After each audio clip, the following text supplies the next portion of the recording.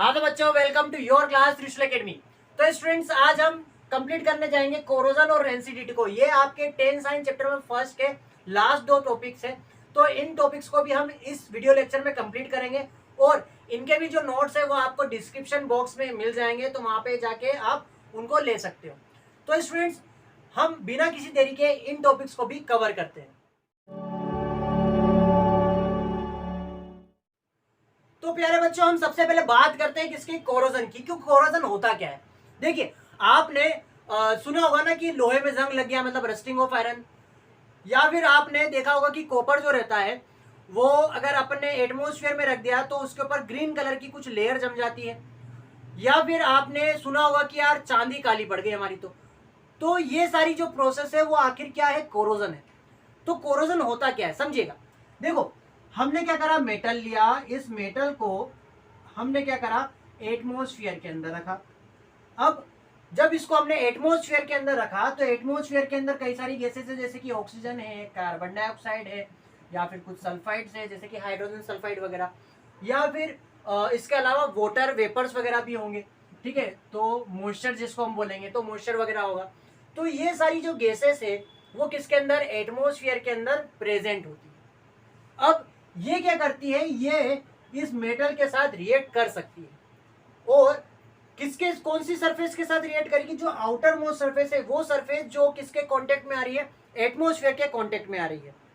तो उसके साथ रिएक्ट करके वो क्या बनाएगी, न्यू सब्सटेंस बनाएगी, नया सब्सटेंस बनाएगी। और इसी प्रोसेस को हमने क्या बोल दिया है, कोरोजन बोला है। ठीक है, तो कोरोजन एक ऐसी प्रोसेस है जिसमें मेटल को अगर हम एटमॉस्फेयर के अंदर रख देंगे तो एटमॉस्फेयर के अंदर पाई जाने वाली जो गैसेस है वो और जो मॉइस्चर है वो क्या करेगा, इस मेटल की आउटर सरफेस के साथ, क्या बोल रहा हूं मैं, आउटर सरफेस के साथ, जो कि किसके कांटेक्ट में आ रही है, एटमॉस्फेयर के कांटेक्ट में आ रही है, उसके साथ वो रिएक्ट करेगा और न्यू सब्सटेंस बनाएगा। तो इस प्रोसेस को हमने क्या बोल दिया है, कोरोजन बोला है। ठीक है, अब यहाँ पे देखिए, यहाँ पे जो वाटर है ना, वो हो सकता है कि वेपर के फॉर्म में हो, या ऐसा भी हो सकता है कि जैसे कि आपने देखा होगा ना कि अगर लोहा है, उस लोहे को अगर अपन ने किसके अंदर, किसी कोई सा टब है जिसके अंदर पानी है उसके अंदर डालेंगे तो भी जंग लग जाएगा। ठीक है, तो यहाँ पे जो वाटर है वो वाटर वेपर के फॉर्म में भी हो सकता है, मतलब गैसियस फॉर्म में भी हो सकता है, या फिर वो लिक्विड फॉर्म में भी हो सकता है। ठीक है, तो यहाँ पे ये प्रोसेस होती है। अब हम समझ लेते हैं इनके कुछ एग्जाम्पल। तो प्यारे बच्चों, हम सबसे पहले देखते हैं रस्टिंग ऑफ आयरन। सबसे अच्छा एग्जांपल है कोरोजन को समझने के लिए। तो देखिए, रस्टिंग ऑफ आयरन में क्या होता है, जो आयरन रहता है वो ऑक्सीजन के साथ और जो वाटर रहता है उसके साथ वो रिएक्ट कर लेता है और क्या बनाता है, हाइड्रेटेड फेरिक ऑक्साइड बनाता है। देखिए क्या होता है, आयरन है, उसने किसके साथ रिएक्ट करा, उसने रिएक्ट करा ऑक्सीजन के साथ और वाटर के साथ। और जब उसने इसके इनके साथ रिएक्ट करा तो रिएक्ट करके क्या बनाया, उसने रिएक्ट करके उसने हाइड्रेटेड फेरिक ऑक्साइड इनका फॉर्मेशन करा। अब यहाँ पे हाइड्रेटेड फेरिक ऑक्साइड का फॉर्मूला हम कैसे लिखेंगे, देखिएगा। यहाँ पे सबसे पहले बात करेंगे हम फेरिक ऑक्साइड की। तो फेरिक ऑक्साइड का जो फॉर्मूला रहता है वो Fe2O3 होता है। यहाँ पे इस आयरन ऑक्साइड को हमने फेरिक ऑक्साइड क्यों बोला, वो प्रीवियस चैप्टर में हम पढ़ चुके हैं। ठीक है, तो यहाँ पे ये जो फेरिक ऑक्साइड है, हाँ वो लिख दिया। अब हाइड्रेटेड के बारे में देखते हैं। तो हाइड्रेटेड का मतलब होता है यहाँ पे H2O। तो ये जो वाटर है इस फेरिक ऑक्साइड के साथ क्या है, जुड़ा हुआ है, जिसको अगर हम गर्म करेंगे तो ये उड़ जाएगा। तो इसीलिए यहाँ पे अपन क्या लगा रहे हैं, ये डॉट लगा रहे हैं और साथ में हम एक्स लगा देंगे। ये एक्स का मतलब ये है कि जो ये वाटर मॉलिक्यूल यहाँ पे जुड़ा हुआ है वो कितना है, एक है, दो है, तीन है। तो हो सकते हैं कि इनकी जो नंबर्स हैं, इस मॉलिक्यूल के जो नंबर है, वाटर मॉलिक्यूल के जो नंबर रहेंगे वो चेंज हो सकते हैं। ठीक है, तो इसलिए हमने यहाँ पे आइडेंटिफाइड नहीं है कि कितने हो सकते हैं, तो इसलिए यहाँ पे हमने एक्स लिख दिया। तो एक्स क्या है यहाँ पे, नंबर ऑफ वाटर मॉलिक्यूल। ठीक है, तो यहाँ पे हमने इसका बैलेंस नहीं करा, इस रिएक्शन का हमने बैलेंस नहीं करा, क्योंकि बैलेंसिंग ऑफ केमिकल रिएक्शन हम पहले किसी वीडियो में, जो आपका थर्ड या फोर्थ वीडियो है, उसमें हम पहले ही समझ चुके हैं। तो ये अपना रस्टिंग ऑफ आयरन का एक एग्जाम्पल था, किसका, कोरोजन का। और यहाँ पे ये जो सब्सटेंस बना है वो रेडिश ब्राउन कलर का बनेगा। हमें कलर भी याद रखना है कि जो कंपाउंड न्यू सब्सटेंस जो बनेगा उनका कलर क्या होगा। तो यहाँ पे रेडिश ब्राउन कलर रहेगा इसका। अब हम नेक्स्ट पे जाते हैं। तो बच्चों नेक्स्ट एग्जांपल जो है वो है कॉपर का कोरोजन होना। तो कॉपर अगर कोरोड होगा तो कैसे होगा, तो देखिए कॉपर जो रहता है अगर उसको अपन ने एटमॉस्फेयर में रखा तो वो किसके साथ रिएक्ट करेगा, वो रिएक्ट करेगा कार्बन डाइऑक्साइड के साथ, फिर उसके बाद अपना जो ऑक्सीजन रहेगा वो, और फिर उसके बाद वाटर। तो इन सभी के साथ वो क्या करेगा, रिएक्ट करेगा, कौन, कॉपर। और फिर उसके बाद क्या बनाएगा, ये बेसिक कॉपर कार्बोनेट। अब बच्चों देखो हम बेसिक कॉपर कार्बोनेट का फॉर्मूला कैसे लिखेंगे, तो देखो यहाँ पे सबसे पहले बात करेंगे हम कॉपर कार्बोनेट की। तो कॉपर कार्बोनेट का जो फॉर्मूला होता है वो होता है अपना CuCO3। यहाँ पे कॉपर की जो वैलेंसी है ना वो कितनी है, 2 है, और कार्बोनेट की जो वैलेंसी है वो कितनी है, वो भी 2 है। तो दोनों की वैलेंसी कैंसिल हो जाएगी और क्या हो जाएगा यहाँ पे CuCO3। यहाँ पे ये फॉर्मूला बन जाएगा। अब कॉपर कार्बोनेट तो हमने लिख दिया, लेकिन बेसिक का क्या, तो जो कॉपर है वो क्या बना रहा है, वो OH के साथ बॉन्ड बना रहा है, ठीक है, मतलब क्या बनाएगा, कॉपर हाइड्रोक्साइड बनाएगा, जो कि क्या होता है, बेसिक इन नेचर होता है। तो हम यहाँ पे क्या करेंगे, कॉपर लिखा और OH होल ट्वाइस, क्योंकि देखिएगा कॉपर की वैलेंसी कितनी है, 2, हाइड्रोक्साइड की वैलेंसी कितनी, OH की वैलेंसी जो रहेगी वो कितनी रहेगी, 1 रहेगी। तो इसकी वैलेंसी इसके चरणों में, इसकी वैलेंसी इसके चरणों में, तो हमारा फॉर्मूला क्या बनेगा, Cu। अब देखो ये 2 इसके नीचे गया तो यहाँ पे अपना लिखा OH और होल ट्वाइस लिख दिया, ठीक है। तो पूरे के ऊपर लिखेंगे ना हम, ये वाला 2 तो यहाँ पे लिखा आएगा, तो यहाँ पे अपना CuOH होल ट्वाइस, तो इसीलिए मैंने लिखा है यहाँ पे CuOH होल ट्वाइस, और इसके यहाँ पे भी हम क्या करेंगे, डॉट लगा देंगे। तो ये हमारा जो ये रिएक्शन है वो बनेगी। इसमें भी मैंने बैलेंस नहीं करा, ठीक है, प्रीवियस वीडियो पे जाके देखिएगा कि बैलेंस कैसे करते हैं। तो यहाँ पे ये जो कंपाउंड बना है ना वो किस कलर का रहेगा, ग्रीन कलर का। किस कलर का रहेगा, ग्रीन कलर का ये कंपाउंड यहाँ पे फॉर्म होगा। अब हम नेक्स्ट एग्जांपल और देख लेते हैं एक और। हाँ तो प्यारे बच्चों हम एक और एग्जांपल देखते हैं किसका, सिल्वर का कोरोजन, ठीक है। हमने सिल्वर लिया, चांदी ली। चांदी अगर रिएक्ट कर लेती है हाइड्रोजन सल्फाइड, ठीक है, चांदी किसके साथ रिएक्ट कर सकती है, हाइड्रोजन सल्फाइड। यूं दूसरी गैसेस के साथ, मतलब ऑक्सीजन है, कार्बन डाइऑक्साइड है, इनके साथ वो रिएक्ट नहीं करेगी, वाटर के साथ भी रिएक्ट नहीं करेगी, वो किसके साथ रिएक्ट करेगी, सल्फाइड, हाइड्रोजन सल्फाइड के साथ वो रिएक्ट करेगी। तो जब वो रिएक्ट करेगी तो क्या होगा, ये जो सल्फाइड है वो इसके साथ बॉन्ड बनाएगा, क्या बनाएगा, जो सल्फाइड है वो सिल्वर के साथ बॉन्ड बनाएगा, और क्या बनाएगा, Ag2S, ठीक है, मतलब सिल्वर सल्फाइड उसने बनाया है। और फिर उसके बाद साथ ही साथ अब क्या बचा, हाइड्रोजन बचा। तो हाइड्रोजन जो गैस रहेगी वो इसके अंदर से क्या हो जाएगी, रिलीज हो जाएगी, H2 जो रहेगा वो रिलीज हो जाएगा। और यहाँ पे ये जो कलर इसका रहेगा वो ब्लैक रहेगा, क्या रहेगा, ब्लैक। तो ये जो तीनों एग्जांपल्स थे वो किसके थे, वो कोरोजन के एग्जांपल्स थे, ठीक है। तो हमने अब कोरोजन समझ लिया है। अब हम नेक्स्ट टॉपिक रेंसिडिटी पे जाते हैं। तो बच्चों बात करते हैं रेंसिडिटी की, कि रेंसिडिटी होता क्या है। तो कोई भी फैटी सब्सटेंस जो रहता है, क्या रहता है, फैटी सब्सटेंस जो रहता है, अगर उसको हमने क्या कर दिया, एयर की प्रेजेंस में रख दिया, और एयर में क्या होता है, नाइट्रोजन होती है, ऑक्सीजन होती है, कार्बन डाइऑक्साइड होती है, और ऐसी कई सारी गैसेस होती है।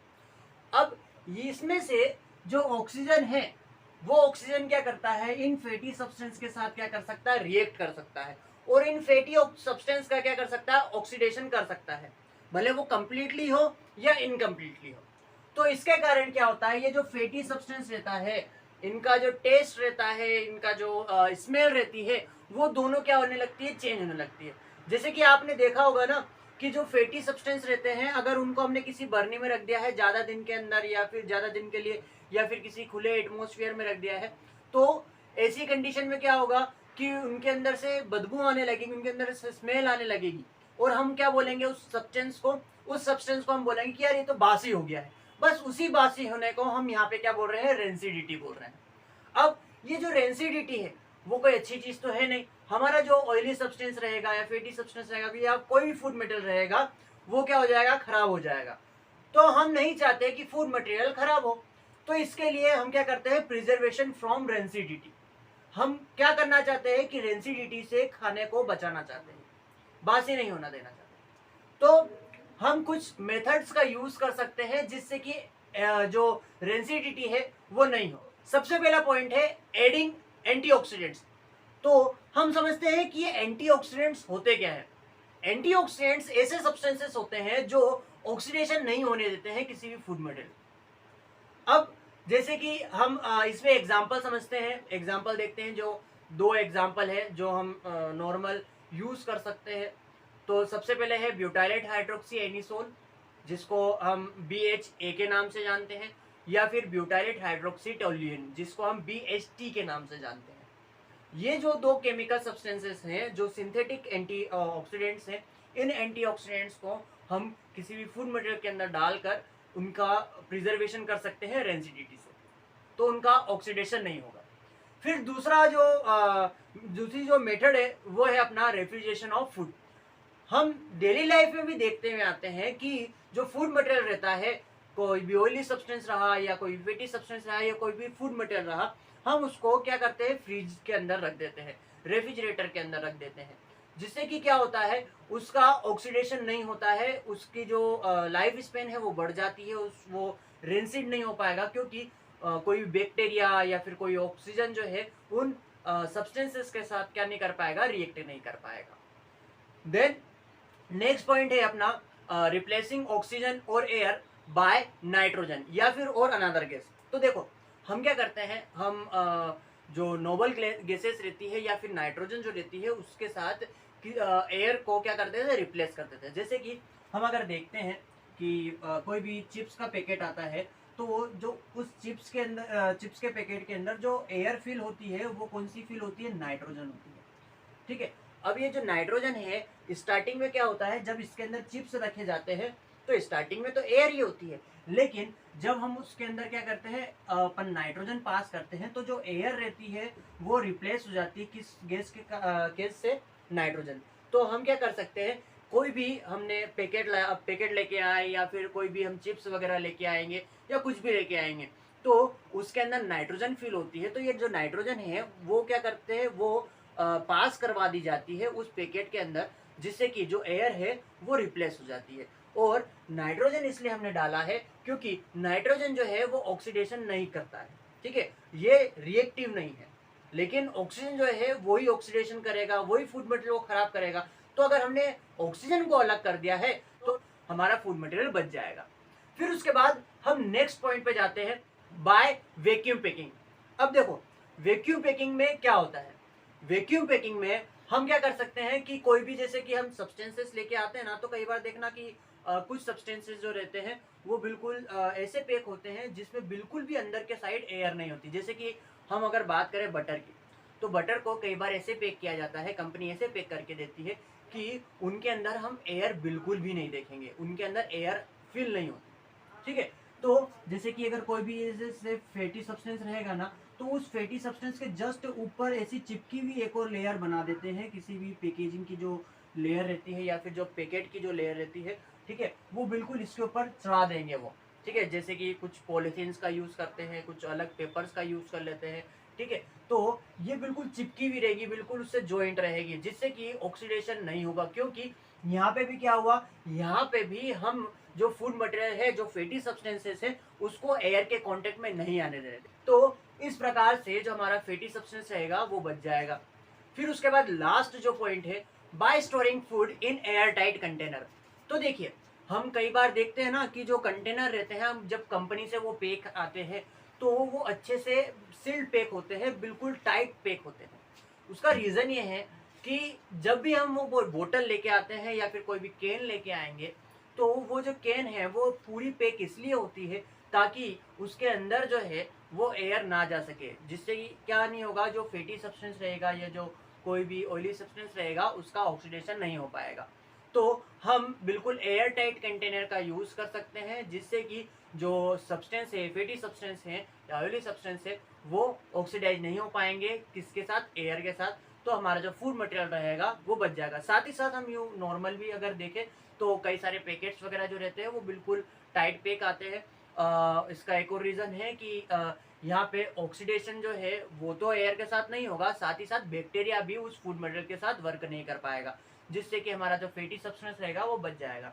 तो बच्चों यहाँ पे हमने ये समझ लिया कि प्रिजर्व कैसे करें फूड मटेरियल को या फिर किसी भी ऑयली सब्सटेंस को, किससे, रेंसिडिटी होने से।